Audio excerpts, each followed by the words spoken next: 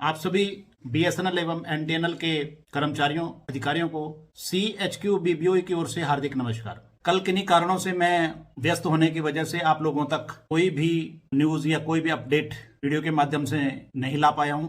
आज मैं आपको एक अहम जानकारी में देना चाहता हूं जो सीएचक्यू लेवल पर ऑल यूनियन और एसोसिएशन लेवल पे जो काम किया जा रहा है, जो आगे आने वाले टाइम के अंदर ये लोग इश्यू के ऊपर चर्चा करने जा रहे हैं, तो मैं उसको आपको मैं बताना चाहता हूं वीडियो के माध्यम से कि AUAB का BBOA CHQ जनरल सेक्रेटरी भारतीय बीएसएनएल ऑफिसर एसोसिएशन को पत्र आया कि आप AUAB में शामिल हो जाइए। ठीक, मैं आप लोगों के सामने चर्चा इसलिए करना चाह रहा हूं कि आप सभी लोग कहते हैं कि सभी लोग एक प्लेटफार्म पे आ जाइए, सभी लोग एक प्लेटफार्म पे आएंगे तो तब जाके हमारे इश्यूज रिजॉल्व होंगे। तो मैं आपको इस बारे में जानकारी आपको बताना चाहता हूं। 3-4 दिन पहले मेरे पास AUAB के चेयरमैन कन्वीनर का एक पत्र आया कि जनरल सेक्रेटरी भारतीय बीएसएनएल ऑफिसर एसोसिएशन आप AUAB में शामिल होइए, आप सपोर्ट कीजिए और हम आपका साथ चाहते हैं। बिल्कुल ठीक है, साथ चाहते हैं,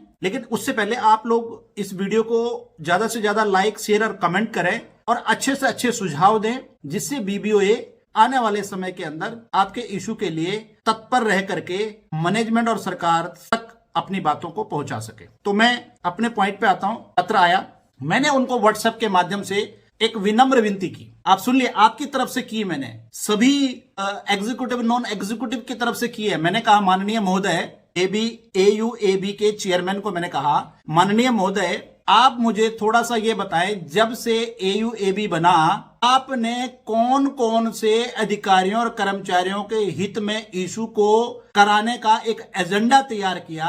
कृपया करके वो एजेंडा सार्वजनिक किया जाए, जिससे मैं आप सब लोगों के बीच में उस एजेंडे को लेकर के आ सकूं कि ये हमारे अधिकारियों और कर्मचारियों और बीएसएनएल के हित में ये एजेंडा तैयार किया गया है, इसलिए हमें BBOA को AUAB में शामिल होना चाहिए। कोई जवाब नहीं। फिर मैंने दूसरा प्रश्न पूछा, अब जो आप AUAB बना रहे हैं इसमें आपका एजेंडा क्या है, उसको सार्वजनिक करो। हिडन एजेंडे में BBOA आप लोगों का साथ नहीं दे सकता, तो उन्होंने वो एजेंडा भी सार्वजनिक नहीं किया। मैं आपको ये बताना चाहता हूं, अगर आप लोग वाकई BSNL के वर्किंग कर्मचारियों का, BSNL के रिटायर कर्मचारियों का, रिटायर अधिकारियों का आप वाकई हितैषी हैं, तो आप अपने एजेंडे को सौहार्दपूर्ण वातावरण में सार्वजनिक करिए और सभी लोगों को साथ में लेकर के चलिए। आप और हम वर्किंग एम्प्लॉइज हैं, हमें हेड कौन कर रहा है? Retired person. रिटायर्ड पर्सन के देखिए अलग मुद्दे हैं, वर्किंग एम्प्लॉइज और अधिकारी के अलग इश्यूज हैं। तो जब आपने कॉमन मिनिमम प्रोग्राम बनाया ही नहीं है कि आपके ये मुद्दे ये हैं, आपके मुद्दे हमारे ये हैं, इन मुद्दों को, दोनों के मुद्दों को लेकर के हम एक साथ चलेंगे, तो जब तक आप वो चीज सार्वजनिक नहीं करोगे तो BBO आप लोगों का साथ नहीं दे सकता। और दूसरी बात जो REA 2014 है, उसके अंदर ना अधिकारियों का संगठन नॉन एग्जीक्यूटिव से समर्थन ले सकता है और ना समर्थन दे सकता है, क्योंकि नॉन एग्जीक्यूटिव का जो संगठन है वो ट्रेड यूनियन एक्ट के तहत रजिस्टर्ड है और अधिकारियों का जो एसोसिएशन का रजिस्ट्रेशन है वो सोसाइटी एक्ट के तहत है। तो पहली बात, हम जो ये AUAB बना रहे हैं वो ही गलत ही है। ठीक है, अगर सार्वजनिक तौर पे वर्किंग एम्प्लॉइज का और रिटायर्ड एम्प्लॉइज का अगर हित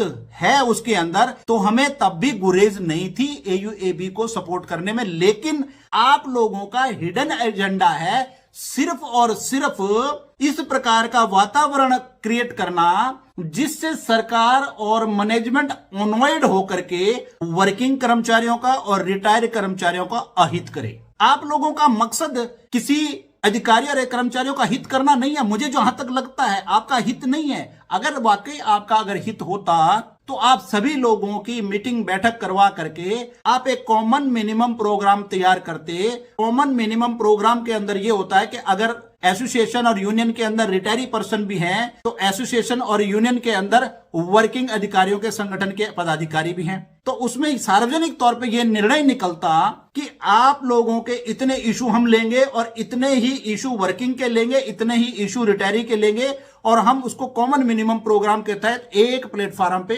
जाकर के हम खड़े होकर उसके पर लड़ाई करेंगे। ऐसा भी कुछ नहीं है। तो इसलिए सिर्फ रिटायरी लोग जो है आप हेडेड करोगे और आप उस पदाधिकारी बनने के लिए आप लोगों से सपोर्ट मांगोगे और आप सिर्फ और सिर्फ अपने स्वार्थ की राजनीति के तहत मैनेजमेंट और सरकार से बार्गेनिंग करके अपने कामों को करवाने की इच्छा जाहिर करोगे, तो मेरे भाइयों आप खुद सोचिए कि हम आप लोग जो वर्किंग एम्प्लॉइज हैं, हमारी बात को कौन समझेगा, कौन सुनेगा, कौन मैनेजमेंट तक लेके जाएगा, कौन सरकार तक लेके जाएगा। तो इसलिए प्लीज इन बातों को समझने का प्रयास करें। इनका सिर्फ और सिर्फ एक ही एजेंडा है कि आप लोगों के इशू के अंदर रोड़ा अटकाने का, सिर्फ और सिर्फ विरोध करना। देखिए, एक तो होता है विरोध एक्चुअल में किसी पॉइंट के ऊपर किया जाए, उस इशू को हल कराने के लिए किया जाए, लेकिन आपका जो मुद्दा है वो सिर्फ और सिर्फ विरोध करना है। आज तक विरोध करके आए हो, जिस वजह से हमारे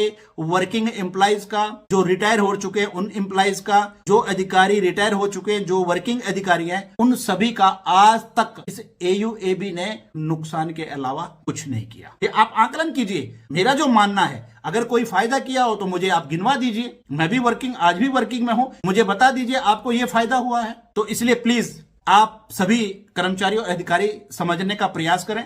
BBOA ना AUAB में शामिल हुआ था और ना AUAB में शामिल होगा, क्योंकि विरोध भी उस चीज का किया जा सकता है जो एक्चुअल आप लोगों के हितों के अंदर पॉइंट रेज किया गया हो। तो सार्वजनिक कर दें। सार्वजनिक क्यों नहीं करते आप लोग? क्या आपका एजेंडा है? एजेंडा सिर्फ विरोध करना है। तो इसलिए प्लीज आप लोग वीडियो को शेयर, लाइक, कमेंट करें और इसी के साथ जय हिंद, जय भारत। सोचना आपको जरूर है।